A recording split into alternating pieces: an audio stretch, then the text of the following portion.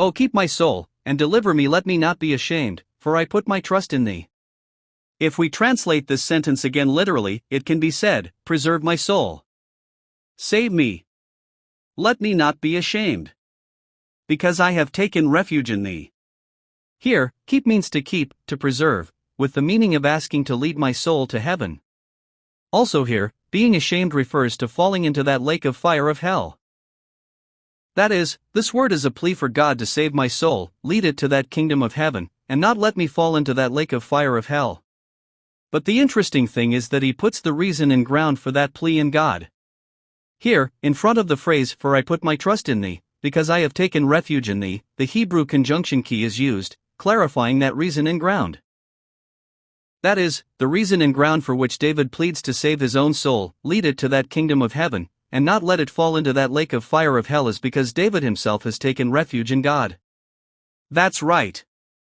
There is nothing our life can present before God to receive salvation from God.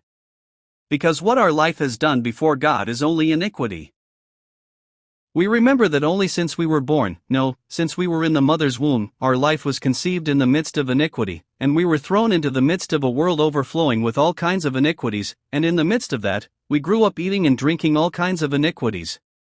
No, we can see that from the moment we wake up in the morning, we only think about iniquity, stretch out our hands toward all iniquities, and advance toward iniquity.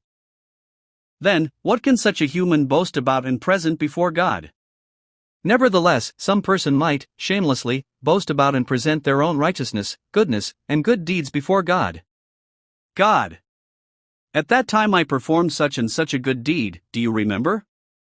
However, we see that God's law declares that, even if one keeps and performs all the laws, if one violates even one must pay the price for that sin, and the price for that sin is death.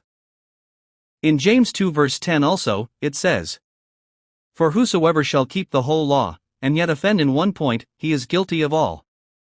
For he that said, do not commit adultery, said also, do not kill. Now if thou commit no adultery, yet if thou kill, thou art become a transgressor of the law. It declares that anyone who keeps all the laws but offends in even one is the same as having transgressed all the laws.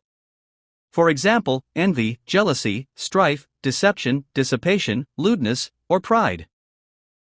If even one of these is committed, that person must pay the price for that sin, which is death, that eternal lake of fire of hell.